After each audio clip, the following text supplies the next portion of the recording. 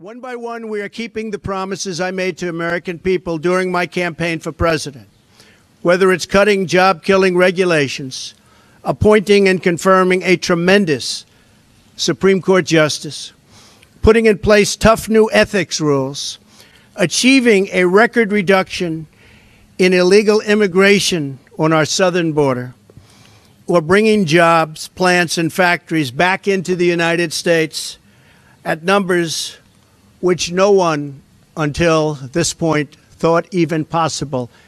And believe me, we've just begun. The fruits of our labor will be seen very shortly, even more so. On these issues and so many more, we're following through on our commitments, and I don't want anything to get in our way. I am fighting every day for the great people of this country. Therefore, in order to fulfill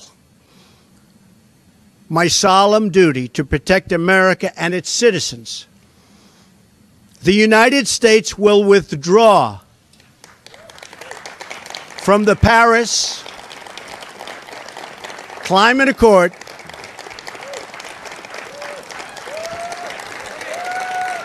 Thank you.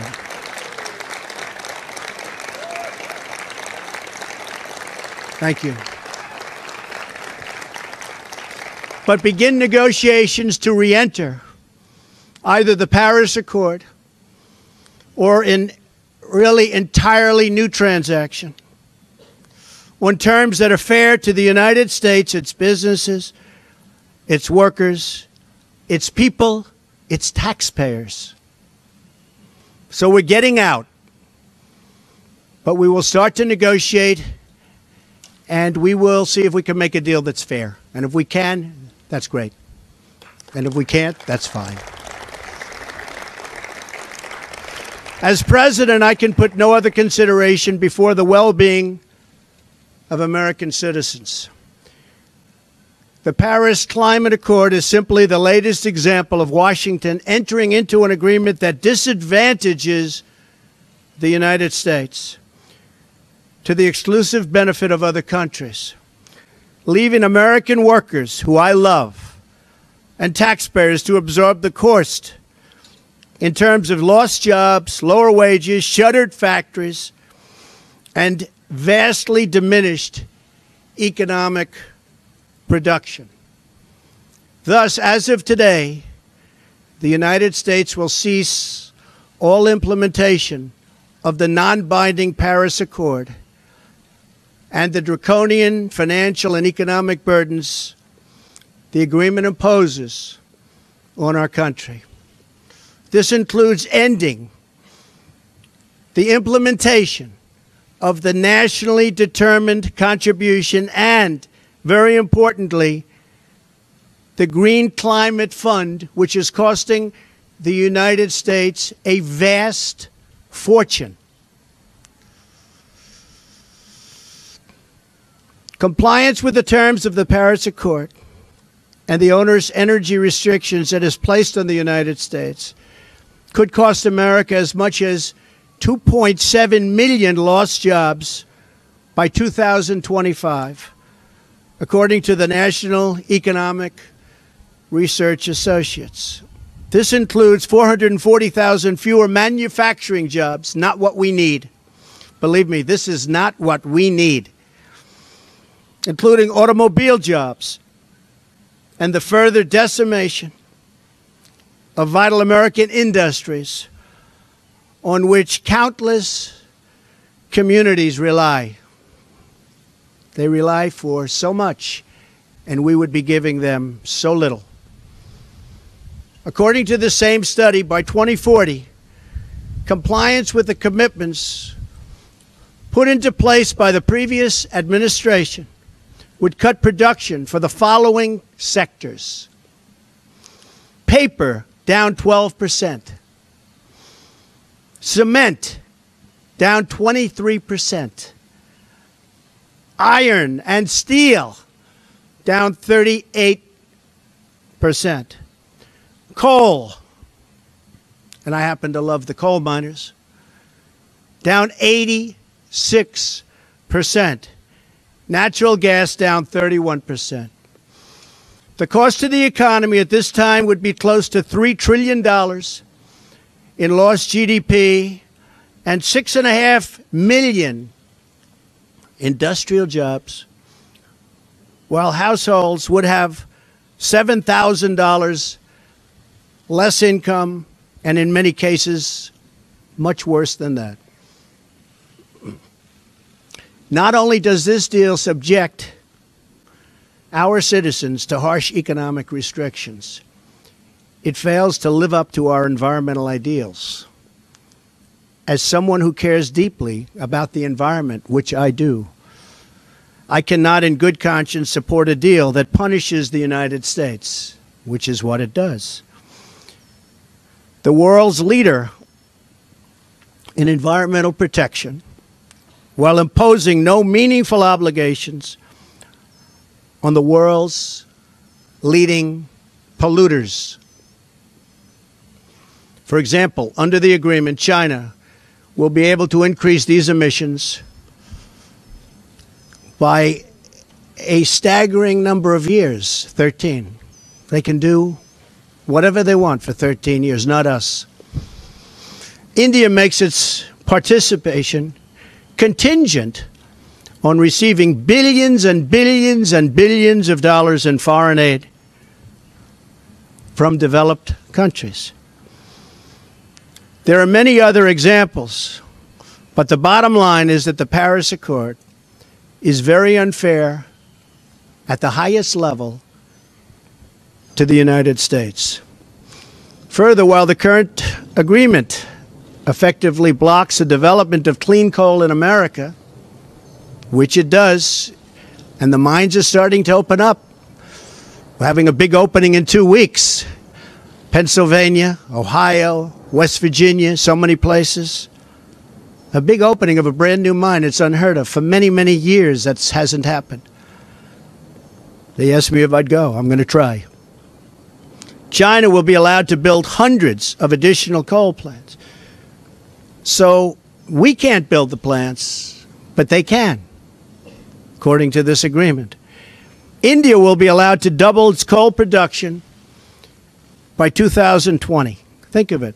India can double their coal production. We're supposed to get rid of ours. Even Europe is allowed to continue construction of coal plants. In short, the agreement doesn't eliminate coal jobs. It just transfers those jobs out of America and the United States and ships them to foreign countries. This agreement is less about the climate and more about other countries gaining a financial advantage over the United States. The rest of the world applauded when we signed the Paris Agreement. They went wild. They were so happy. For the simple reason that it put our country, the United States of America, which we all love, at a very, very big economic disadvantage. A cynic would say the obvious reason for economic competitors and their wish to see us remain in the agreement is so that we continue to suffer this self-inflicted major economic wound. We would find it very hard to compete with other countries from other parts of the world. We have among the most abundant energy reserves on the planet, sufficient to lift millions of America's poorest workers out of poverty. Yet under this agreement, we are effectively putting these reserves under lock and key, taking away the great wealth of our nation. It's great wealth. It's phenomenal wealth. Not so long ago, we had no idea we had such wealth. And leaving millions and millions of families trapped in poverty and joblessness. The agreement is a massive redistribution of United States wealth to other countries. At 1% growth, renewable sources of energy can meet some of our domestic demand. But at 3 or 4% growth, which I expect, we need all forms of available American energy, or our country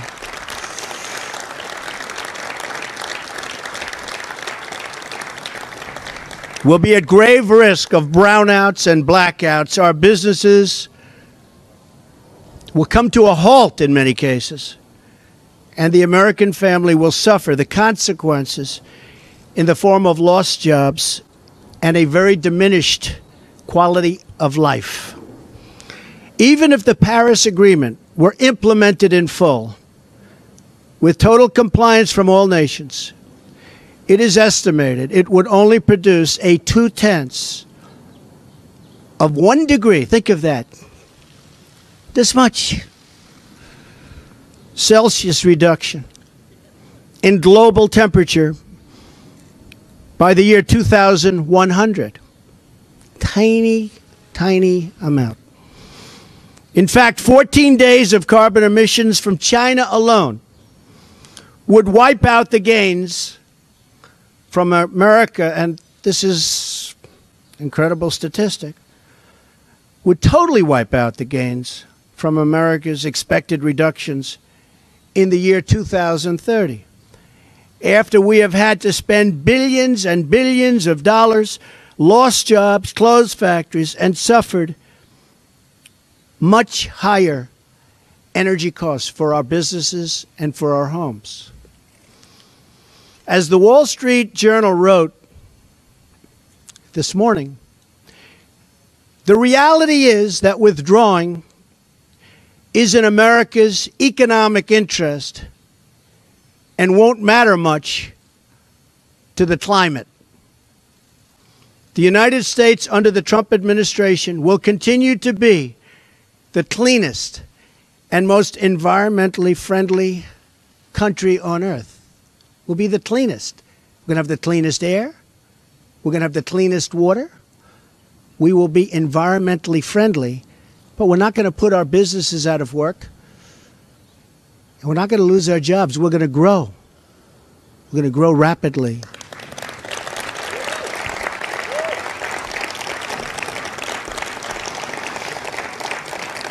And I think you just read, it just came out minutes ago, the small business report.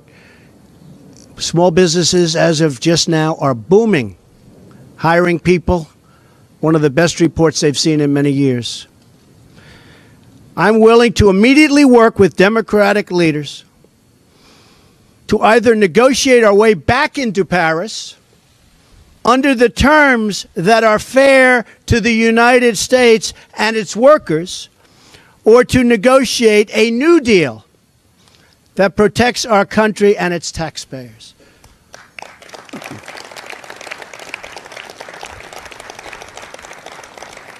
So if the obstructionists want to get together with me, let's make them non-obstructionists.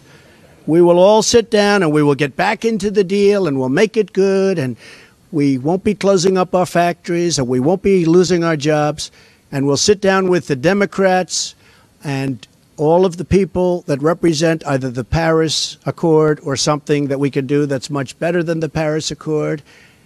And I think the people of our country will be thrilled, and I think then the people of the world will be thrilled. But until we do that, we're out of the agreement. I will work to ensure that America remains the world's leader on environmental issues, but under a framework that is fair and where the burdens and responsibilities are equally shared among the many nations all around the world.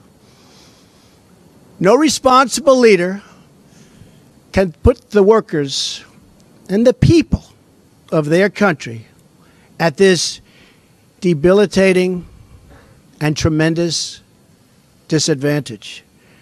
The fact that the Paris deal hamstrings the United States while empowering some of the world's top polluting countries should dispel any doubt as to the real reason why foreign lobbyists wish to keep our magnificent country tied up and bound down by this agreement. It's to give their country an economic edge over the United States. That's not going to happen while I'm president. I'm sorry.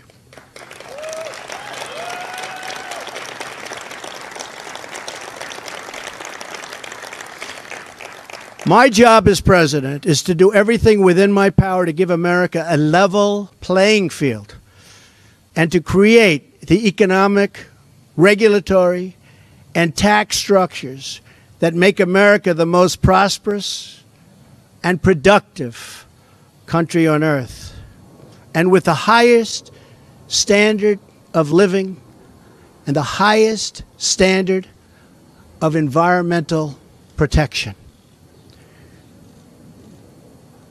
Our tax bill is moving along in Congress, and I believe it's doing very well. I think a lot of people will be very pleasantly surprised. The Republicans are working very, very hard. We'd love to have support from the Democrats, but we may have to go it alone, but it's going very well. The Paris Agreement handicaps the United States economy in order to win praise from the very foreign capitals and global activists that have long sought to gain wealth at our country's expense. They don't put America first. I do, and I always will.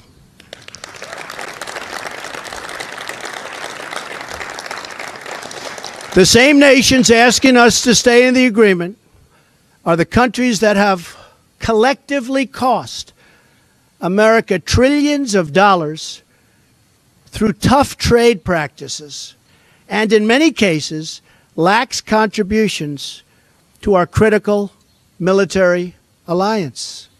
You see what's happening? It's pretty obvious to those that want to keep an open mind. At what point does America get demeaned? At what point do they start laughing at us as a country?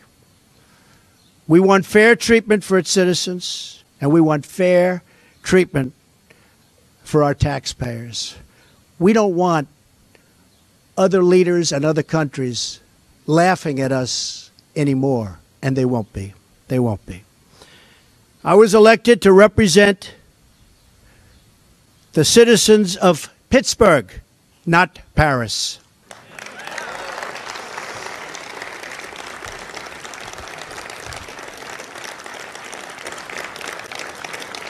I promised I would exit or renegotiate any deal which fails to serve America's interests. Many trade deals will soon be under renegotiation. Very rarely do we have a deal that works for this country, but they'll soon be under renegotiation. The process has begun from day one, but now we're down to business. Beyond the severe energy restrictions inflicted by the Paris Accord, it includes yet another scheme to redistribute wealth out of the United States through the so-called Green Climate Fund, nice name, which calls for developed countries to send $100 billion to developing countries, all on top of America's existing and massive foreign aid payments. So we're going to be paying billions and billions and billions of dollars, and we're already way ahead of anybody else. Many of the other countries haven't spent anything, and many of them will never pay one dime. The Green Fund would likely obligate the United States to commit potentially tens of billions of dollars, of which the United States has already handed over $1 billion. Nobody else is even close. Most of them haven't even paid anything, including funds raided out of America's budget for the war against terrorism. That's where they came. Believe me, they didn't come from me. They came just before I came into office. Not good. And not good the way they took the money. In 2015, the United Nations, departing top climate officials, reportedly described the $100 billion per year as peanuts and stated that the $100 billion is the tail that wags the dog. In 2015, the Green Climate Fund's executive director reportedly stated that estimated funding needed would increase to $450 billion per year after 2020, and nobody even knows where the money is going to. Nobody's been able to say, where is it going to? Of course, the world's top polluters have no affirmative obligations under the Green Fund, which we terminate. America is $20 trillion in debt. Cash-strapped cities cannot hire enough police officers or fix vital infrastructure. Millions of our citizens are out of work, and yet, under the Paris Accord, billions of dollars that ought to be invested right here in America will be sent to the very countries that have taken our factories and our jobs away from us. So think of that. There are serious legal and constitutional issues as well. Foreign leaders in Europe, Asia, and across the world should not have more to say with respect to the U.S. economy than our own citizens and their elected representatives. Thus, our withdrawal from the agreement represents a reassertion of America's sovereignty.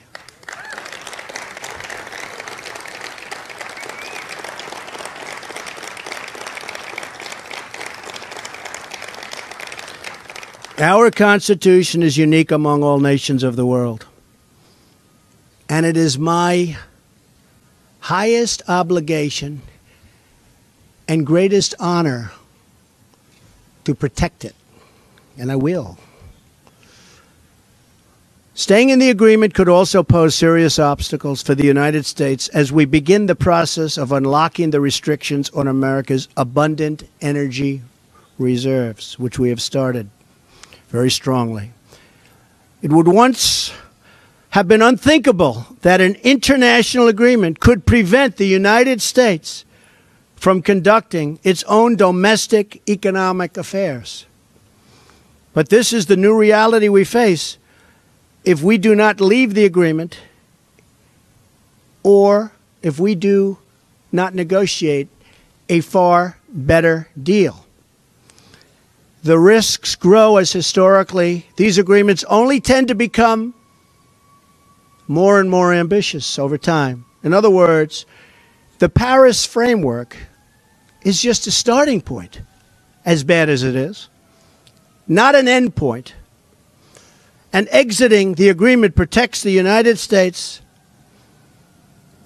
from future intrusions on the United States' sovereignty and massive future legal liability. Believe me, we have massive legal liability if we stay in. As president, I have one obligation, and that obligation is to the American people. The Paris Accord would undermine our economy, hamstring our workers, weaken our sovereignty, impose unacceptable legal risk, and put us at a permanent disadvantage to the other countries of the world. It is time to exit the Paris Accord.